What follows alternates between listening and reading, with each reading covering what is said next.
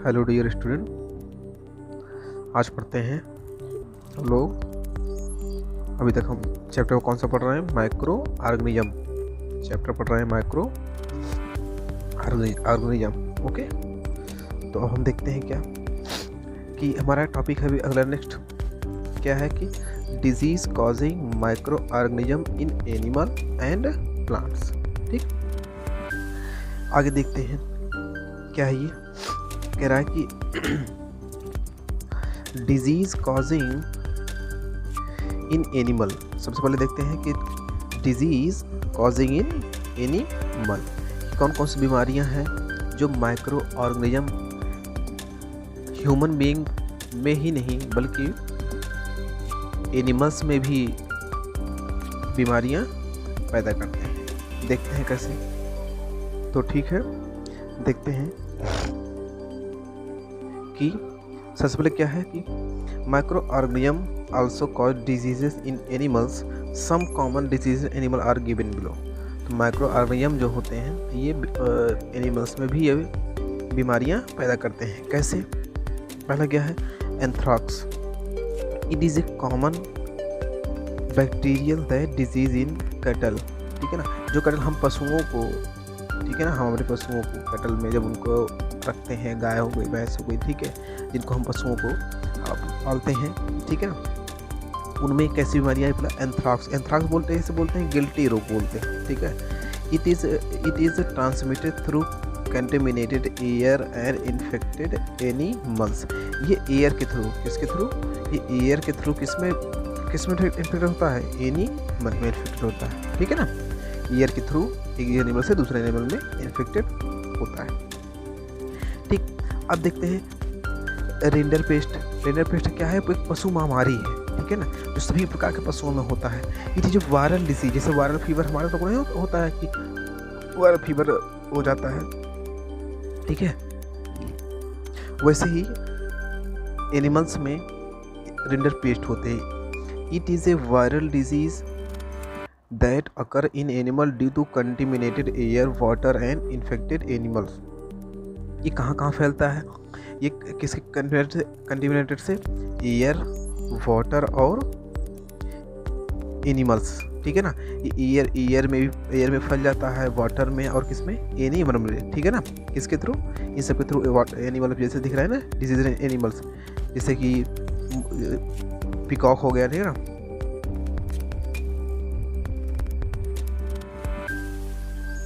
ठीक दिख रहा है आपको फिगर में ना, किस प्रकार से बीमारियां फैलती हैं। तो कई सारी ऐसी बीमारियां हैं जो माइक्रो ऑर्गेनिज्म से ह्यूमन बीइंग ही नहीं बल्कि एनिमल्स भी बीमारियां का शिकार हो जाते हैं। आगे देखते हैं फुट एंड माउथ डिजीज। क्या होता है कि जानवरों के पैरों में, ठीक है ना, जहाँ पे रहते हैं, जिस प्लेस में रहते हैं वहाँ पे उनके पैरों में फंगस टाइप के लग जाते हैं, ठीक है ना, बीमारियाँ हो जाती हैं। ठीक है, उनके मुख से झाग आने लगता है। कभी देखें आप, वो गाय भैंस जब बांधी रहती है, ठीक है ना, तो उनका क्या होता है, मुंह से झाग निकलने लगता है, ठीक है ना, और बीमारियाँ ढेर सारी लार टपकने लगती है। ठीक, तो इस टाइप की बीमारियाँ किसके थ्रू होती हैं? माइक्रो ऑर्गेनिज्म के थ्रू होती हैं। Common disease caused by माइक्रोनिज्म bacteria. कौन से माइक्रो ऑर्गेनिज्म से? बैक्टीरिया से। बैक्टीरिया से हमें क्या होता है? बैक्टीरिया से क्या होता है? बैक्टीरिया से कहाँ पे कौन से इन्फेक्टेड एनिमल होते हैं? काउज, बफेलोज, गाय हो गई, बफेलोज भैंसें हो गई, ठीक है ना, पोल्ट्री फार्म जहाँ पे मुर्गे होते हैं, ठीक है ना, पोल्ट्री फार्म जहाँ पे होता है। ठीक है, कौन कौन से डिजीज होते हैं? एंथ्रैक्स भी बताया, या वो ट्यूबरक्लोसिस हो जाता है, ठीक है, कॉलरा हो जाता है, डायरिया हो जाती है। ठीक, इस तरह की बीमारियाँ किसकी वजह से होती हैं? बैक्टीरिया की वजह से। ओके, ठीक, अब आगे देखते हैं वायरस। वायरस किसके थ्रू होता है? वायरस के थ्रू कौन कौन सी बीमारियाँ होती हैं और किस में होती हैं? वायरस के थ्रू बीमारियाँ होती हैं काउज में और बफेलोज में, ठीक है, और पोल्ट्री बर्ड्स में। ठीक, और कहाँ पे होते हैं? ये फुट और माउथ डिजीज हो जाती है, ठीक है, काउ पॉक्स हो जाता है, फॉल पॉक्स हो जाता है, रेनकेट हो जाता को बर्ड फ्लू हो जाता है। ठीक, इन सब बीमारियाँ, ये सब बीमारियाँ किस में होती हैं? काउस में होती हैं, बफेलो गायों में होती हैं, भैंसों में होती हैं और पोल्ट्री बर्ड्स में होती हैं। ठीक है, आगे है डिजीज कॉजिंग इन सम प्लांट्स। तो अब तो हो गया ह्यूमन बीइंग, उसके बाद हो गया एनिमल्स, अब होते हैं disease causing micro organism in plants. Micro organism से जो होने वाली डिजीज होती हैं प्लांट्स पे कैसे होती हैं, ठीक है ना, प्लांट्स पे किस किस टाइप की होती हैं, ठीक, उसको देखते हैं। तो आगे देखते हैं, आगे क्या है, citrus canker, it is bacterial disease that occur in plant, it spread through air. ये साइट्रस कैंकर है, ये बैक्टीरियल डिसीज है, ठीक है, और ये किस में होता है, प्लांट्स में ही होता है। किसके थ्रू होता है, एयर के थ्रू होता है। इसको मैं आपको फिगर दिखा रहा हूँ, एक सेकेंड, ये दिख रहा है आपको ना, ठीक है, दिख रहा है ना साइट्रस कैंकर, कैसे ही जैसे जंग टाइप का लग जाता है, देखिए ना, प्लांट्स में कैसे लग जाता है, जंग टाइप का लग जाता है, ठीक, देख रहे हैं, ये यहाँ देख रहे हैं, ये इस तरह से, ठीक है, येलो कलर का जैसे जंग टाइप लग जाता है, ठीक। अब आगे देखते हैं, फिर कह रहा है कि रस्ट, देखो दूसरा हो गया रस्ट, तीसरा हो गया एलोफिन मोज़ेक ऑफ भिंडी the bright disease of potato. इसको मैं किसके थ्रू, ये देखो रस्ट क्या है, रस्ट फंगल है, ठीक है ना, फंगल लग जाता है प्लांट्स में, ठीक है, in wheat plants cause infected by the seeds. देखते हैं रस्ट क्या होता है, कैसे ये लग रहा है, ठीक है, ये देखिए, ये देख रहे हैं, ये रस्टिंग से बोलते हैं, ठीक है ना, पौधों में पेड़ों में इसे रस्टिंग लग जाता है, येलो हो जाता है, ठीक। और दूसरा क्या है, इसके बाद ये है भिंडी के पेड़ों की जो पत्तियां होती हैं वो येलोज हो जाती हैं, ठीक है ना, इनका कलर देख रहे हैं कैसे हो जाता है, येलो हो जाता है पूरा, ठीक, ये हो गया भिंडी। इसके बाद किसका है, ये आलू, पोटैटो, ठीक है ना, पोटैटो को बाहर देख रहे हैं कैसा लग रहा है, इसमें भी क्या हो जा रहा है, रस्टिंग टाइप का हो जा रहा है, ठीक है ना, सड़न सी हो जाती है, देख रहे हैं। तो ये सब बीमारियाँ किसके थ्रू हो जाती हैं, माइक्रो ऑर्गेनिज्म के थ्रू हो जाती हैं, ठीक है, माइक्रो ऑर्गेनिज्म के थ्रू होती हैं। ये some common disease in plants, नीचे दिया हुआ है कुछ कॉमन डिजीज। पहला है प्लांट्स, कौन सा, ब्लास्ट प्लांट्स, किसके डिजीज से होता है, फंगी से डिसीज से होता है। किस में होता है, कौन से क्रॉप होता है, राइस में, ठीक है।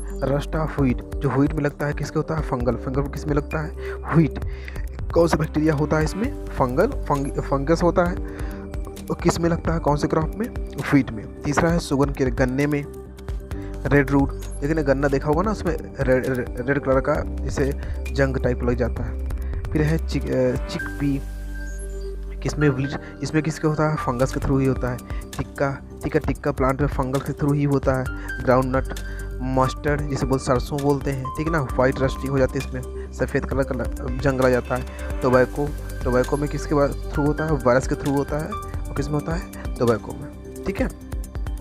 Food poisoning, micro organism cause food poisoning could be caused due to the consumption of oil split of some microorganisms that grow our food sometimes produce toxic substance which are harmful our health। कभी कभी micro organism क्या होता है, ये कौन सा chemical reduce करता है, टॉक्सिक सब्सटेंस, ठीक है ना, which are harmful, जो हमारे हेल्थ के लिए क्या होता है, बहुत ज़्यादा हार्मफुल होता है, जिससे हमें क्या हो जाता है, फूड पॉइजनिंग हो जाती है। The toxic substance produced by microorganisms make the food poisonous, called serious illness called food poisoning।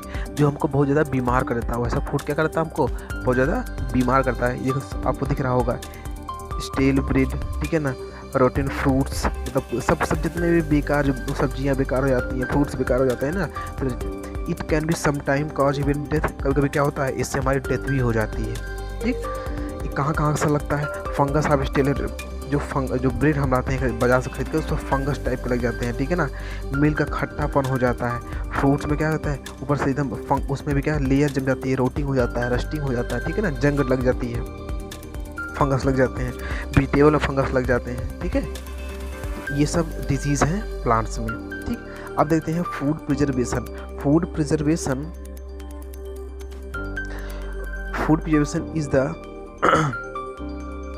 is a technique of treating food item to slow down और stop the grown micro organism. Food preservation का मतलब ये होता है कि जो food micro organism से, ठीक है ना, जो फूड माइक्रो ऑर्गेनिज्म में उसको डिस्ट्रॉय कर रहा है, उसकी ग्रोथ को, उस माइक्रो ऑर्गेनिज्म को या वायरस का, फंगल का, उसकी ग्रोथ को रोकना, क्या बोलते हैं, फूड प्रिजर्वेशन। इसे क्या क्या टर्म्स हैं, moist grains are dried in cupboards और अंडर द सन और मिल। जब हम अपने अनाज को पहले से पहले उसको क्या करना चाहिए, माइक्रो ऑर्गेनिज्म, उसमें जो वायरस लगे हुए हैं, फंगस बैक्टीरिया लगे हुए हैं, उससे बचने के लिए क्या करना चाहिए, हमें करना चाहिए सबसे पहले अपने ग्रेन्स को, अपने अनाज को क्या करना चाहिए, धूप में सुखाने के लिए रख देना चाहिए। इससे क्या होगा, जितने बैक्टीरिया होंगे, जितने फंगस होंगे, जितने माइक्रो ऑर्गेनिज्म होंगे, वो मर जाएंगे। Cooking without water all preserve food for some time, for example fridge dry can be kept over the spoil. मतलब कभी भी कोई चीज़, जैसे cooking without water also preserve food for some time. कभी कभी क्या होता है, विदाउट वाटर, कभी कभी कोई चीज़ हम क्या करते हैं, बिना वाटर के preserve food for some time. For example fried fish, it can be kept over night without spoilage, ठीक है। Milk is boiled to avoid any microbial growth. Milk, दूध को उबाला जाता है किसके लिए, माइक्रोबियल ग्रोथ अवॉइड, जितने भी उसमें क्या कहते हैं बैक्टीरिया रहते हैं वो क्या हो जाए, मर जाएं, ठीक है। इसलिए तो कह रहा है कि एग्जांपल के लिए कह रहा है कि it heat about 70 degree Celsius to 15 to 30 second. 70 degree Celsius पर लगभग 15 से 30 सेकेंड तक उबालना चाहिए, ठीक है ना। इसे क्या बोलते हैं, पाश्चराइजेशन बोलते हैं, ठीक है, पाश्चराइजेशन। आगे देखते हैं, boiled kills the germ micro through the particle from the spores. तो कोई भी चीज़, पानी ही है, पानी को उबाल के पिएंगे, उसमें जितने बैक्टीरिया होंगे वो मर जाते हैं, ठीक है ना। तो कोई भी चीज़ आपको फंगस दिख रहा है तो उसको मत खाइए, उसको फेंक दीजिए। या फिर ज़्यादा लग गया है, पहले कोई चीज़ जहाँ पे मॉइस्चर, नमी हो जाए, जहाँ पर रस्टिंग हो जाए, जहाँ पे फंगस लग जाए, उसको धूप में रख दो, सही सूखा जाए। कपड़े में ही ये फंगस लग जाते हैं, कपड़े को धूप में रख दो। ठंडियों में क्या होता है, कपड़ों में फंगस लग जाते हैं, इसलिए नहीं पहनना चाहिए, तो धूप ना हो, ठीक है। उसको धूप में रख दीजिए, सूख जाए तब उसको, नहीं तो क्या होता है, कपड़े से फंगस में लगने से हमारे बॉडी में फंगस लग जाएंगे, ठीक है। ऐसे ही ढेर सारे हैं कि कह रहा food is kept in refrigerator to prevent the decay to the growth of micro organism. Food को क्या करना चाहिए, खुले पे रखने से पहले, मतलब खुले रखने के बजाय हमको फ्रिज में रखना चाहिए, जिससे क्या होगा, तरोताज़ा बना रहता है, ठीक है ना, और माइक्रो ऑर्गेनिज्म की ग्रोथ को कम कर देता है। उसके बाद कह रहा है both heat and cold inactive enzyme present in the micro, मतलब टेम्परेचर पे डिपेंड नहीं करता, डिपेंड भी करता है टेम्परेचर पे। कैसे, जैसे टेम्परेचर कह रहा है कि both heat and cold inactive the enzyme present in the microorganism. ठंडे में भी और गर्म में भी, दोनों टेम्परेचर में माइक्रो ऑर्गेनिज्म रहता है, ठीक है ना। कह रहा है कि certain chemical such as sodium benzoate and sodium मेटाबोलिसेट वेलिफाइड meta bisulphide are used to preserving food material as they habitat microbial growth. These chemicals are preservatives. Okay. कह रहा है कि सोडियम बेंजोएट और सोडियम मेटा बाइसल्फाइड को use करते हैं किसके लिए, फूड मटेरियल को प्रिजर्विंग रखने के लिए, ठीक, माइक्रोबियल ग्रोथ को कम करने के लिए। कह रहा है कि sugar syrup containing 68% sugar also stop bacterial growth a little free moisture in. Sugar syrup जो देखिए, चीनी की जो सिरप होती है, चीनी की जो सिरप होती है, उसको, उसमें क्या होता है, 68% क्या होता है, शुगर होता है। तो बैक्टीरिया की ग्रोथ को रोकने के लिए a little free moisture is available in it. उसको क्या करना चाहिए, जहाँ पर ज़्यादा मॉइस्चर हो वहाँ से दूर रखना चाहिए, ठीक है। तो ऐसे ही है, जो सब्जियों को लाएं बाजार से, सबसे पहले उसको सॉल्ट से, नमक से धुलाई करें, ठीक है ना। एडवांटेज कह रहा है कि food it increase the storage period of food material, it help the availability off season food. Advantage food period में से क्या होता है कि अवेलेबिलिटी ऑफ ऑक्सीजन, जब जैसे भी हमको जो सीजन, जिसकी सीजन चली जाती है, वो सीजन पे हमको फूड प्रिजर्व करके रखेंगे तो वो सीजन पे भी हमको वो सब्जियां, वो फल मिलेंगे, ठीक है ना, जिसको स्टोर करके रख लिया जाता है, ठीक है ना। ये क्या होता है, it makes transportation of food material easy. इससे क्या होता है, ट्रांसपोर्टेशन फूड मटेरियल का ट्रांसपोर्टेशन हम अच्छे से कर सकते हैं। आगे देखते हैं नाइट्रोजन साइकिल। तो देखते हैं nitrogen cycle. Nitrogen cycle is a natural cyclic process which atmospheric nitrogen इंटर्स the soil and becomes a part of living organism. मतलब क्या है कि नाइट्रोजन साइकिल क्या है कि नेचुरल जो नाइट्रोजन होता है उसको डायरेक्टली क्या है किस में चेंज करना, अमोनिया में। कैसे करते हैं, किस में क्या है, ये क्या ही है साइकिल, ये क्या है नेचुरल साइक्लिक प्रोसेस है। ठीक है, कह रहा कि विच एटमॉस्फेरिक नाइट्रोजन, जो हमारे एटमॉस्फियर में नाइट्रोजन होता है, हमारे एटमॉस्फियर में जो क्या होता है नाइट्रोजन होता है, कितना होता है 70 कितना % होता है। ठीक है तो उसके बाद कह रहा है कि पार्ट ऑफ के लिए before returning to the atmosphere nitrogen is a essential nutrient for the life and needed for the atmosphere in many biological molecules such as amino acid, protein and nucleic acid. तो क्या होता है, यही ammonia जो होता है, यही nitrogen जो होता है, ये किसमें हमारे एटमॉस्फेयर में एक न्यूट्रिएंट, हमारी लाइफ के क्या है न्यूट्रिएंट्स है। ठीक है ना, as it is needed for the information many biological molecule, जो बायोलॉजिकल मॉलिक्यूल होते हैं उनमें क्या होता है, उनको फॉर्मेशन करने में ये मदद करता है। जैसे कि एमिनो एसिड, कौन सा amino acid, okay amino acid हो गया। उसके बाद दूसरा क्या है, प्रोटीन्स एंड न्यूक्लिक एसिड। ठीक है, nitrogen occurs in the atmosphere as nitrogen gas. Nitrogen कैसा होता है हमारे एटमॉस्फेयर में, एक है नाइट्रोजन गैस की, ठीक है ना, नाइट्रोजन गैस की तरह। उसके बाद कह रहा है it split it's absence 78% in atmosphere. कितना बताया था 70 कितना 78%। उसके बाद कह रहा है nitrogen often the moisture limiting nutrient plant growth because most plant can only take up nitrogen in 2 forms. मतलब सबसे पहले कि नाइट्रोजन जो होता है इसको क्या करते हैं, मोस्ट ऑफ प्लांट्स किस में लेते हैं, कुछ लोग केवल नाइट्रोजन, कुछ प्लांट्स क्या है केवल नाइट्रोजन को एब्जॉर्ब करते हैं। ठीक है, किस फॉर्म में, 2 फॉर्म में। पहला क्या है, फर्स्ट है अमोनियम, किसके फॉर्म में, अमोनियम। ठीक है, अमोनियम के फॉर्म में, अमोनियम आयन के फॉर्म में। और दूसरा क्या है, नाइट्रेट आयन। ठीक है, नाइट्रेट आयन इस फॉर्म में क्या होते हैं, प्लांट्स अपना एब्जॉर्ब करते हैं। ठीक है, तो क्या होता है, this is accomplished through nitrogen cycle in which gaseous nitrogen is converted to ammonia. बताया था भी ना कि जो हमारा क्या है नाइट्रोजन है वो गैसियस फॉर्म में किस में चेंज हो जाता है, अमोनिया में। ठीक है ना, क्योंकि अमोनिया ही तो क्या है, प्लांट्स कैसे एब्जॉर्ब करेंगे, अमोनिया से ही तो लेंगे ना। ठीक है ना, तो अमोनिया में चेंज हो जाता है and subsequently into other biological compound. और अदर बायोलॉजिकल कंपाउंड में क्या होता है, ये चेंज हो जाता है। ओके, आगे क्या बोल रहा है कह रहा कि nitrogen cycle involve following 2 step. 2 step में नाइट्रोजन साइकिल होती है, during lightning by nitrogen fixing bacteria. इसे बोलते हैं नाइट्रोजन फिक्सेशन। ठीक है, क्या बोलते हैं, नाइट्रोजन फिक्सेशन।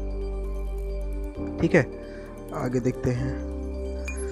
हाँ, ये आपको फिगर दिख रहा है ना नाइट्रोजन साइकिल का, कैसे क्या बन रहा, देख रहे हैं कि नाइट्रोजन हमारे एटमॉस्फेयर में है, वो हमारे न्यूट्रिएंट हमारे पेड़ पौधों में कैसे मिल रहा है, 2 प्रोसेस से। कैसे, पहला क्या है, lightning atmospheric nitrogen and oxygen combine to form nitrogen oxide. क्या होता है, हमारे जो एटमॉस्फेयर में जो नाइट्रोजन होता है किस फॉर्म में कंबाइन करता है, पहले क्या होता है, नाइट्रोजन ऑक्साइड में, during high energy electrical discharges in the atmosphere these dissolve to rain to form nitric acid. ये किस में डिजॉल्व होता है, जो बारिश से होती है, बारिश में किस फॉर्म में होता है, नाइट्रिक एसिड फॉर्म में। When natural minerals like limestone present in soil react with nitric acid soluble nitrates such as calcium nitrate. When natural minerals like limestone, जो नेचुरल मिनरल्स होते हैं लाइमस्टोन लाइक उस soil में present होते हैं, किसके साथ रिएक्ट करते हैं, नाइट्रिक एसिड के साथ। सॉल्यूबल नाइट्रेट जिसे बोलते हैं क्या, कैल्शियम नाइट्रेट। और फॉर्म क्या बनता है, calcium nitrate which can be absorb by the plant, जो क्या करते हैं, प्लांट से एब्जॉर्ब कर लेते हैं। उसके बाद क्या होता है, by nitrogen fixing bacteria. Nitrogen fixation बताया था मैंने process, fixation can also be accomplished by nitrogen fixing bacteria present in a root module in the leguminous plant such as peas and beans। तो क्या करता है, जो उसके रूट्स में नोड्यूल होता है, लिग्मिनस जो प्लांट्स होते हैं उनके रूट्स में क्या होता है, फिक्सेसिंग, यही हमारा नाइट्रोजन फिक्सेशन प्रोसेस होता है, ठीक है ना, रूट के through. This bacteria can convert, ये बैक्टीरिया जो उनके थ्रू रूट्स में होते हैं, ये क्या किस में कन्वर्ट करते हैं, atmospheric nitrogen directly to soluble nitrate. जो एटमॉस्फेयर में नाइट्रोजन प्रेजेंट होता है उसको किस में कन्वर्ट कर देते हैं, सॉल्युबल नाइट्रेट्स में।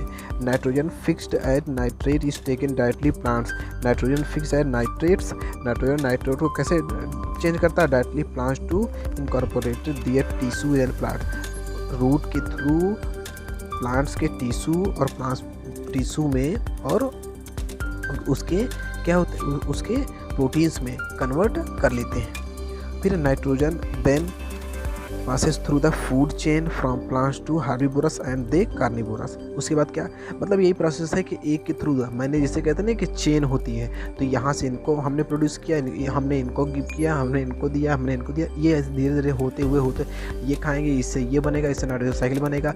मतलब हमने प्लांट्स को हमने खाया, ठीक है ना, साग सब्जियाँ सब वेजिटेबल्स हमने खाया, हमने क्या किया, हमने उसको नाइट्रोजन बदल दिया, ठीक है ना, अगले कंपाउंड में बदल दिया, फिर वो क्या किया, उसके रूट्स में नाइट्रोजन फिक्सेशन हुआ, उसके बाद उसके रूट्स में, प्लांट्स के रूट्स में गया, उससे क्या हुआ, प्लांट मतलब पेड़ से क्या हुआ, एक प्लांट से क्या बन गया, एक साइकिल बन गया, ठीक है ना। आपको फिगर में दिख रहा होगा, देखो फिगर में कैसे बनाया हुआ ये, ठीक।